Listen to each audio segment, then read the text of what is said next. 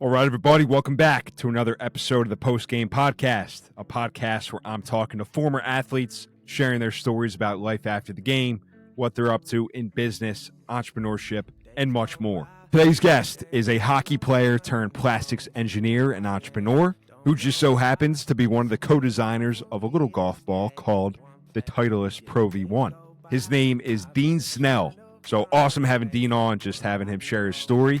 Really appreciate his time. He is a Boston guy through and through. His Northeast grit led him from working on Black Hawk helicopters to joining Titleist and TaylorMade, helping design the Pro V1, and working alongside some of the top professional golfers in the world. He then went on to found a direct-to-consumer golf ball company called Snell Golf, where he's giving back to the consumer, keeping his prices consistent over the years, as golf, of course, has gotten increasingly more expensive. So this was just a very cool conversation, hearing about what went into designing the Pro V1, how he worked alongside pros like Tiger Woods and Phil Mickelson during the R&D process, and then ultimately how he came to found Snell Golf, where he's providing top-notch golf balls to players around the world. Thanks again for tuning in, checking it out. Really appreciate it. Shout out to my good friend Sam Mattern, getting the ball rolling, no pun intended, on getting Dean on. Also, check out our free newsletter that's going out every Thursday morning, post-game podcast on Beehive. And thank you again for your support. Really appreciate it. So please enjoy this conversation with the founder of Snell Golf, Dean Snell.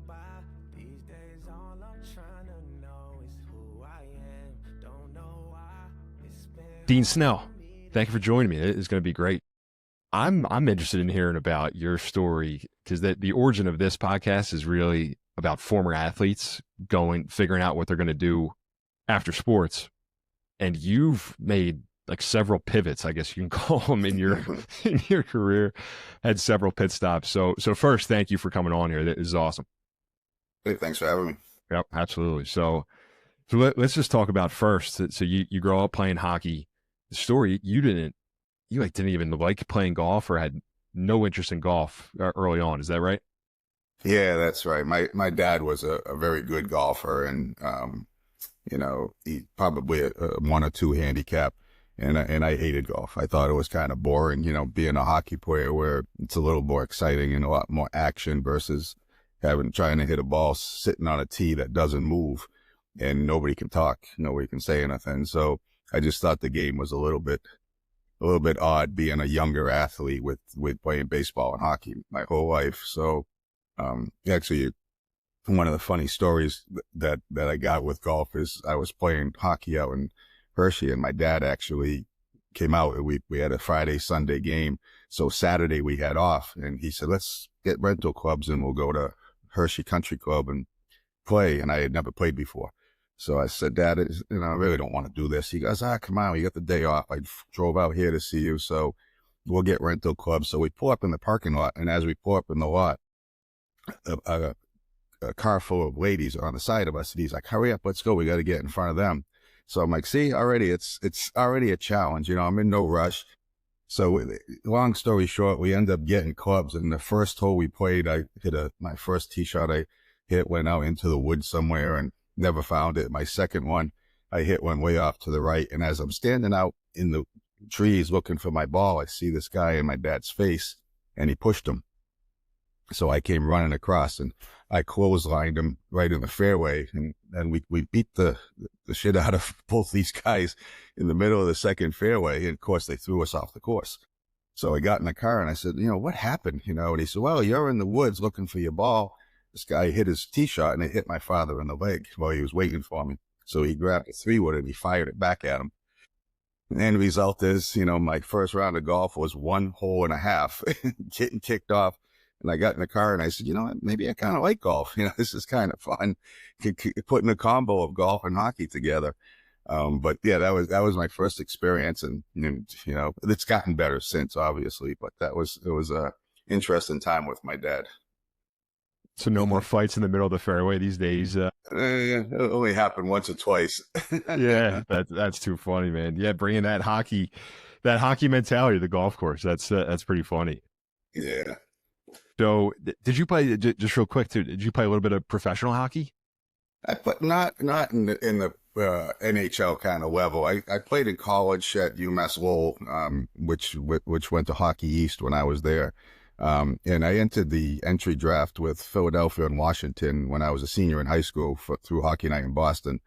And when I finished playing, I played junior A hockey for 2 years in the national championship, and then went out to Hershey with the Philadelphia organization and their development camps that they run out there, preseason stuff. And I gave that a shot. You know, it's a tough battle. Everybody's good, everybody's big, everybody's fast. And I had an engineering degree, so, you know, I gave it a shot. It didn't pan out to be this big professional hockey career, but it was a great experience, and, you know, and it was fun. So I still had all my teeth, and I still had most of the functions working. So I said, I'll put my engineering degree to work and go work instead of hockey. So I was going to say, I think I saw an article where you're like, yeah, I think I should put this engineering degree, basically what you just said, put this engineering degree to use and maintain all the teeth I have in my mouth Exactly. at the same time. Keep them in place. Yeah, there you go. Well, so you had an interesting start to your career. I think it with BF Goodrich, right? So you start out working. Maybe just explain a little bit of what you were doing there. You're working on like Black Hawk helicopters and doing some of that to start. Yeah, I did. I came back to Massachusetts from Pennsylvania and worked for BF Goodrich Aerospace and Defense. I have a degree in plastics engineering and a minor in chemistry and math. So, when I went to work at BF Goodrich Aerospace, I started working in the composite field, which was turning a lot of the metal parts into composite parts. So a couple of the projects that I work on were the Sunstrand had a program called Lantern, which was low altitude target infrared night system, where the pilot would fly the F-16, F-14 fighter planes, and as his eyes would move, the navigation pod below the deck would follow the eyes with the gun. So I worked on the design and development of that pod, converting it into composites, which was a pretty cool project in itself. And then a lot of parts for Sikorsky for the Black Hawk helicopter program and the honeycomb evacuation slides. So that's kind of the first intro to work after, you know, college and after hockey that I was fortunate enough to be part of. So then where does golf come into play here? Like, because you start out, was it with Titleist or TaylorMade? I heard you saying that you were employee number one, but yeah, I hate to go in chronological order here, but I feel like it kind of shares a story of like, all right, I was an engineer and then I got into this golf world. Yeah, I didn't like golf, but Titleist was in my hometown. I was from Acushnet, Mass, which is where Titleist was located, in Acushnet, New Bedford, Dartmouth area where I'm at now. So it was my hometown, and I was working for BF Goodrich, which was about a 65 minute ride each way. So I answered an ad for Titleist for a quality engineer, which was in my hometown. And they sent my resume over to the R&D group because I was doing that design work, you know, for the planes and helicopters. So I interviewed with them, and I thought it went pretty well. And then I went back and I almost took a job with Gillette in Boston, which I had also interviewed with, to try to see if I could reduce the ride and do something different. And then Titleist had called back and said that they had misplaced my resume in human resources. They wanted me to come back in. So I went back in, and, you know, I got an offer, and I started working in golf, 1990, I believe it was. And the first project that I had to work on, which I didn't play golf, I didn't even have any clubs. The first project that I had to work on was trying to work on a material, which ended up being the material that went on to the Titleist Professional and eventually the ProV1. I ended up designing golf balls for, you know, some of the best players in the world at Titleist. A great opportunity, you know, great company, and very fortunate with working there with a lot of great people. Right. So then how does the ProV, because that's like a major part of your story. You've got 40 patents working on golf balls, which is insane. 40, how many people have 40 patents on anything, but 40 patents. Where does the story start with the ProV1, and like, what was your involvement just with getting that started? Because the ProV1, that's why I was talking to one of my buddies earlier, just about like, you hear ProV1, you think excellence, right? You think just this brand of prestige almost. So what was kind of the origin story of that? So the first project that we did there, remember at this time, Titleist did not have any cast urethane capabilities. It started off with a project when I was there that you poured a liquid into half of a mold and you lowered the center down, the wound center down into the cavity. The material would come up and flow, and then you'd pour liquid into the other half of the mold. You used a little Q-tip so it would start to cure. Then you'd flip the cavities over, and I'd put it in a press, and I'd wait 20 minutes, and I'd open it up, and I'd have one ball. And that's kind of how the whole process started, just making one golf ball. It had a lot of pinholes in it, air pockets in it. So it was a pretty big challenge, excuse me, for the research group. But the R&D team that we worked with worked on this process to get it to make, okay, not just one ball, but now let's do 12 over a 20-minute period.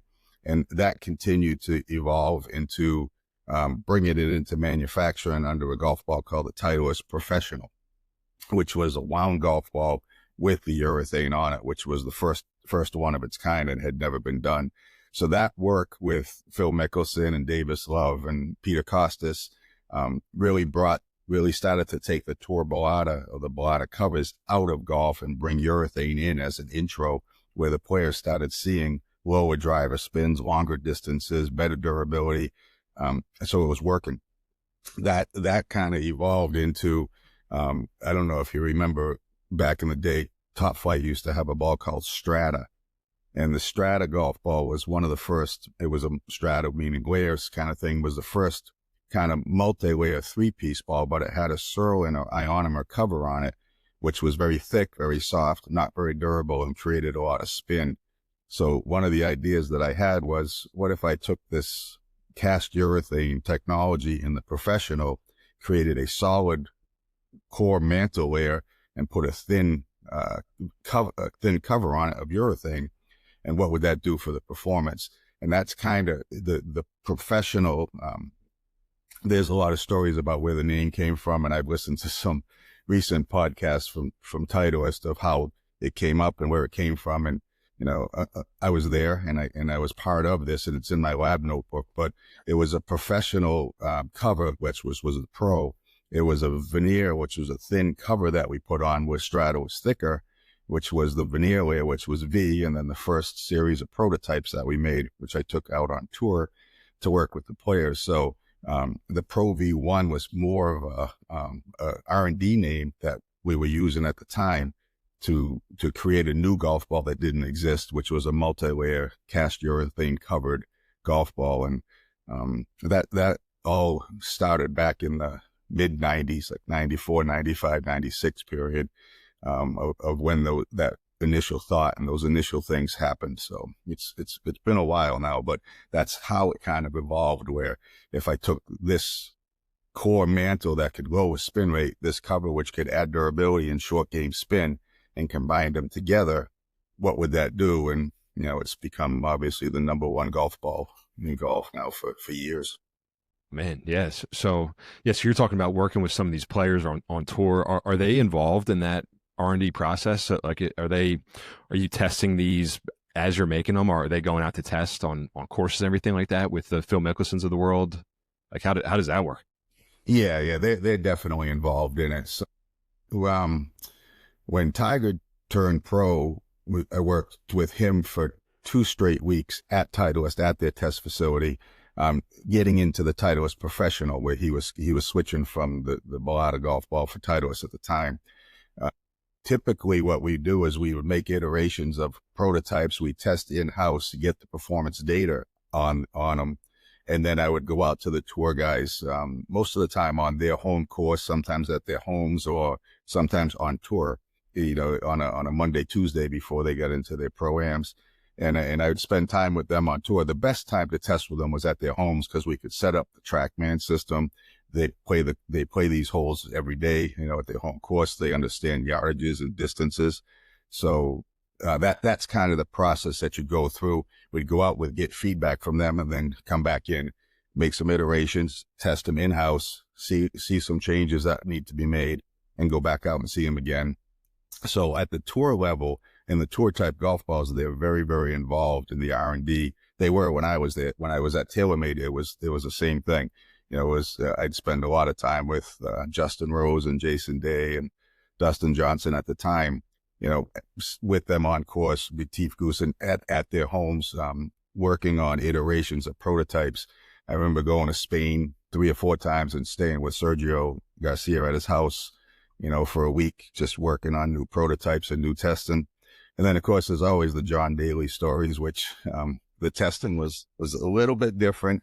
He's a little bit crazy, but a lot of fun. So no regrets. At both companies I worked for, I've been very blessed and fortunate to be able to have that knowledge.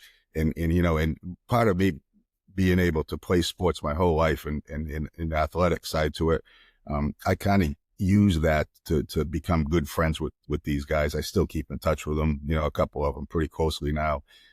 They become good friends and they create a trust in you and we create a trust in them. And it's kind of a mutual thing that works out very well. That's awesome. So then I got to ask you, do you have any John Daly stories you can share? Yeah, no. I could share half of them, but the second half makes the story better and probably not appropriate for. I had a lot of fun with John.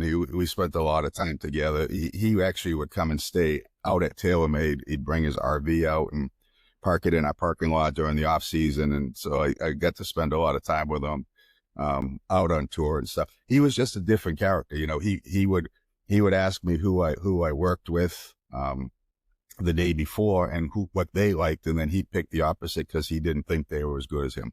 Not even hitting the shot. He was one of the ones I can tell you. The part of it was I went to see him at 84 Lumber, and his RV was parked there, and I went into his RV, and it's on a little beach area with a pond next to him. And I brought a dozen of 2 different versions of prototypes out to see him. And he said, "What do we got, Dino?" I said, "I got 2 different versions." And he said, "Who'd you work with yesterday?" And I said, "Sergio." And he said, "Which one did he like?" And I said, "He liked Proto A." And he says, "All right, well, give me B." So we went out, and his agent was with us, and he grabs his driver and no shoes on and tees it up in the sand, and he fires it towards the lake. And then he says, "Give me one of my balls." So he's going back and forth, watching where the ball would splash. So he said, "I think we got something here. This seems to be going a little bit further." He says, "Well, what do we do now?" And I said, "Oh, we can't do anything. You just hit all the prototypes in the water." So we were done. So he said, "All right, let's go to the bar." So we did. We went to the bar, and then the story ends there for your viewers. For my viewers. Yeah. Oh, that's too funny. I was going to say, you probably got a lot of testing the golf balls and maybe testing some different beers and things like that as well. So yeah, and stories. He could share some stories, and he was fun to work with. And they're all good guys. They're all different, and in their levels of what they would be able to do, or the feedback I would get from them was always different. They're some of the guys are very. When I was with Sergio in Spain, was 4 hours of 30 yards and in, just hitting chips and how the ball would pitch up in the air and check once and bounce, how it's check and roll. And he worked that much. Then he'd go to a 110-yard shot, and he never worried about the driver because they could always tweak drivers to get their optimum launch conditions. So we spent a lot of time right around the greens with him, and we got to play in some pro-ams with him, as his partner, which was fun. His family that lives right up above a golf course in Spain. And his father was the director of golf and also his coach. His mother was the pro shop manager. His brother was one of the guys that worked there and also played professional soccer. So Sergio was the coach. So we played, and then we would go to the soccer game and then the dinners after and stuff. So, great experience. And they were always very, very good to me. That's awesome. That's so cool. So yeah, some of those stories, I'm sure you probably have endless stories. But are there any golfers on tour these days that you like following? Like for whatever reason, what just came to mind is like, we're talking about the modern day golfer, and that clip with Scotty Scheffler that kind of went viral. He's like, I don't really care. Not that he doesn't care about golf, but he's like, this is just kind of a small part of my life. I go out there and play. And then it's all about being a good dad, good family man. Meanwhile, he's a freak. He's the best. He's the number one Yeah, golfer he in the is. world. Are there? I don't know if there's anything that comes to mind when I mention that, but just like other golfers that you like following today too. I found that if you put most of those guys at their homes on their own course in their own environment with no cameras and no crowds and stuff, it's just amazing how good they are. You know, the dispersions of shots that they'd hit were just, you know, they were so tight. They would be in little circles from 130 yards, to show the consistency and how good they are. And their feedback obviously meant a lot because they were going to play the ball and obviously endorse the ball. But their feedback was also good enough. Like some guys could pick up, some guys were trajectory guys. I remember Hale Irwin was just all trajectory. He had to see a certain flight, so we would change the dimples or the edge angles to get him his flight height that he wanted. That's all he really cared about. Sergio was right around the green side to it. Daly was off the tee side to it. So they all had their own little thing that was important to them, but all of the feedback together was important to us in R&D to come back, because you can't make a golf ball for a player if you want to sell them to everybody. So you have to kind of take the feedback from everybody and put that into your designs to be able to sell to the mass.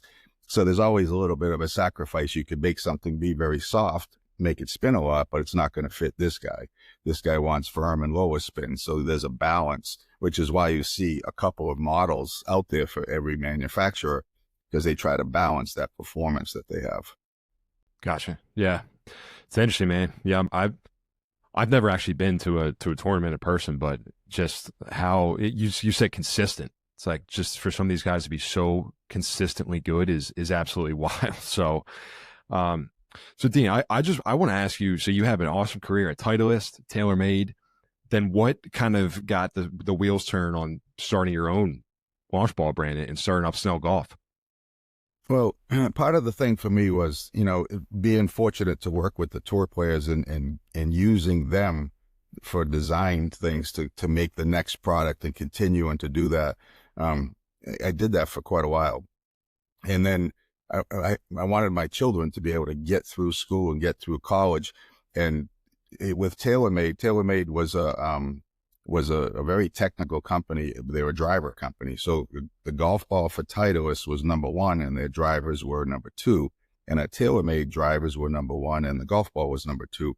So there was always a little balance of you know, how it would go and how the launch would go and where the marketing money would go.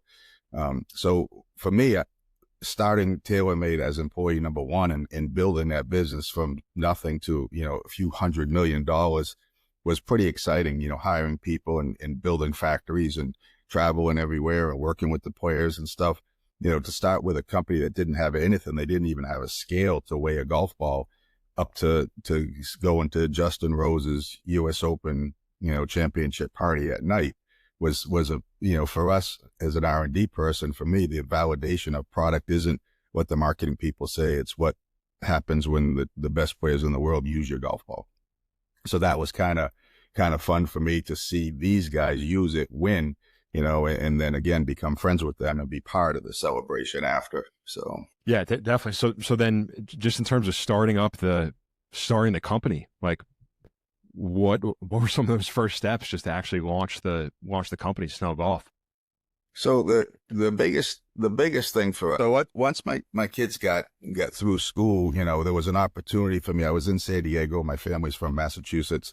So there was an opportunity to be able to come back home and kind of give back to consumers that actually pay for the golf ball. So the consumers that buy the golf balls pay these tour players contracts clearly from the companies. And that's what I did for all those years. So I said, maybe I can take, you know, I think I have like 54 patents today, you know, that are out there today. And some applications still go, they take a few years, but to take that knowledge and give back to the consumer or design golf balls for the consumer. I thought I had this idea to say, let me start this little direct to consumer business where I use the feedback now from consumers to design products. So I have a paper on my desk and it's a pros and cons. Every golf ball, everybody's got feedback. Some people like things, some people hate them. It's the nature of what it is. Nothing is going to be perfect for everyone. But every time somebody gave a comment of a negative, I would fill it in the box, whether it spun too much, went too high, went too low, durable, whatever it was. And when that box fills up, that's a voice of the customer. And I would take that voice and put it into our next design mode, similar to what I used to do with the tour. So it was a different focus. It was a self-funded with myself and a couple friends. And I said, let me see if this will work, and when we started it, I was in one little building with one person working for me. And since then, we've moved 5 or 6 times. We're in a 17,000 square foot building now. We grew 30 to 40% per year. And it just kind of took off. Very fortunate. I had good friends in the media that helped. And, it's given back to the consumer who actually pay. So my goal was, I'm not going to sacrifice any performance for you. The costs to make them are the same, but if you add TV and you add tour, we've had 7 tour players call to play the ball, and I respectfully declined, because they want $250, $300, $400,000, 10 guys there, it's $4 million. That cost has to get passed back to the consumer. And I didn't want to do that. So I respectfully decline. Our business model is to our consumers, and we're going to stick to that model. So that's what we've done from the beginning. And that's where we are today. Yeah, man, that's incredible. Like for you to turn down some of these tour players that are coming to you. Because when you were, I was reading it in a different article, exactly what you were just talking about. Like I didn't even really consider that there's all these TV contracts, there's the endorsement deals. You don't realize, I don't know, what does a box of ProV1s cost these days?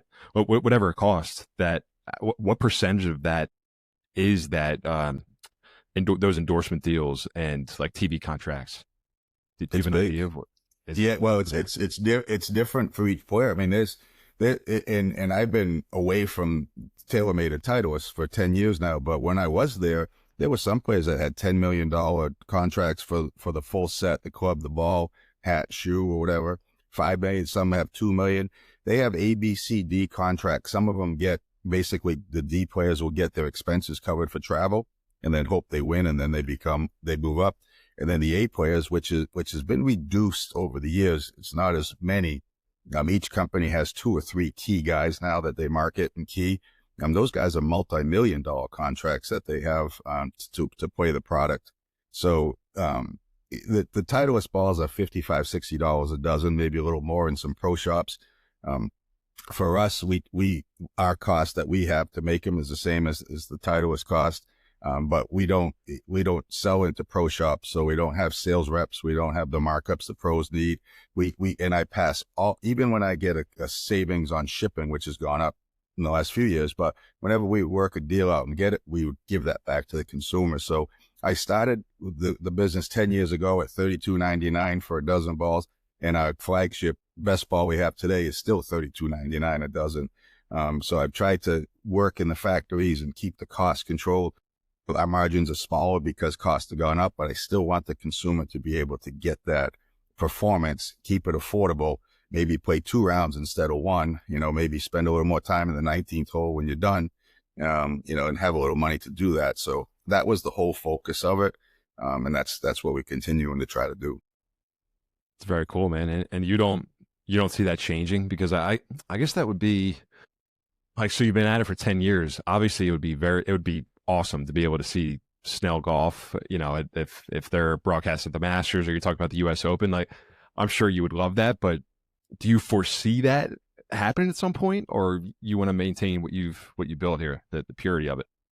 I agree. I think it would be kind of cool to see that.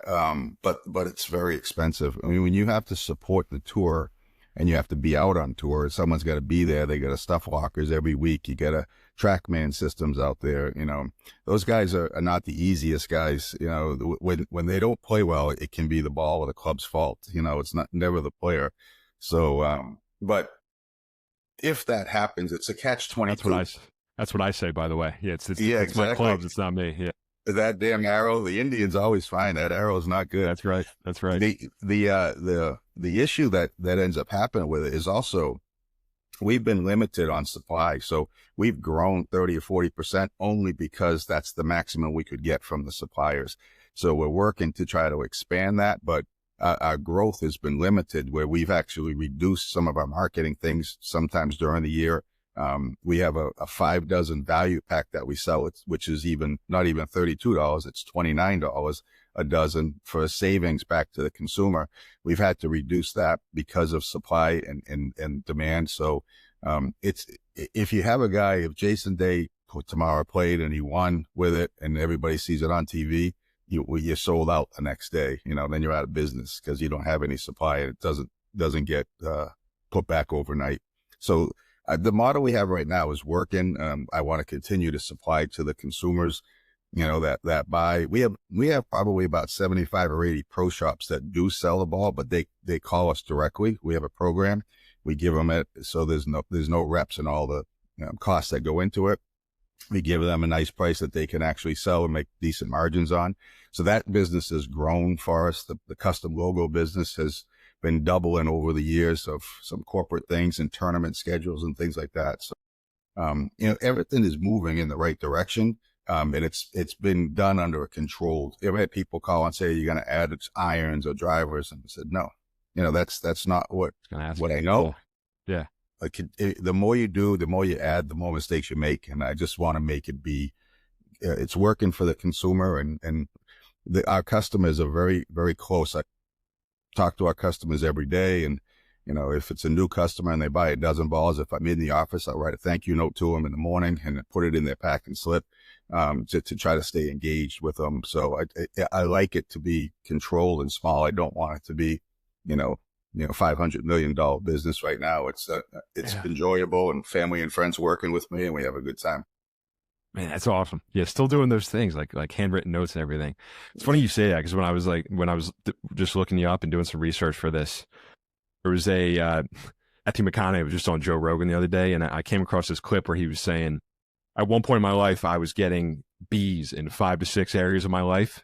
And I realized I had to cut that down so that I could get A's in 2 or 3 areas. So kind of like a, corny quote or kind of, something like that. But it's true, right? That the more you do, the more you put on the plate, the less you can really focus on certain things. So I agree. It's awesome.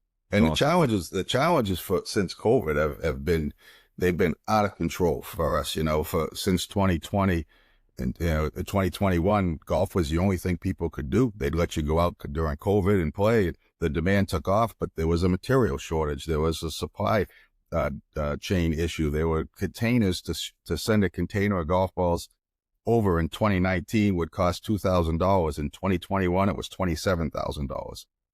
So crazy thing. And then they would take 3 weeks to get here. Now they took 6 months to get here. They'd sit out in the water. So there were huge challenges that went on in the last 4 or 5 years that I hope people understand. We've tried to work through and continue to provide performance at affordable price. Where even now this year, the tariffs come in and they've jacked up things, we're just trying to hold it and hopefully it settles itself down. But every year has been a challenge. And, that's what kind of keeps us going is don't quit. My dad always taught me that. He goes, don't ever quit. That's something that if for some reason the business is over and it's done for a reason that's way beyond control, but if you have an opportunity to make it work, keep fighting. So that's what we're doing. Love it. That's so cool. All right, team. Well, listen, thanks so much for your time. This is so cool just hearing the story and just what you've built, man. It really is incredible. Let me I'll wrap here. Are there any courses that maybe you haven't played that are still on your list to get to at some point?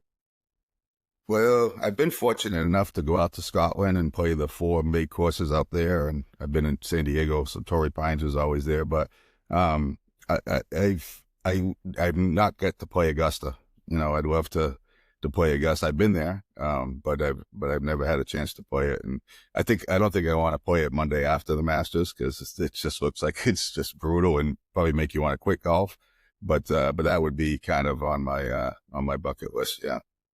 Awesome. Well, yeah, if I played Augusta, yeah, I'd probably take in the scenes and it would probably make me want to quit golf, actually, just based on how I played. But exactly. It could be. And Pebble Beach, I've been to Pebble Beach 5 times working with players or at the tournament, but I've never got a chance to play either. So I have a group of friends here that talk about making a trip out there. So I think it could be in the works one of these times where we'll get a group of guys and go out and play. That's awesome, Dean. Cool.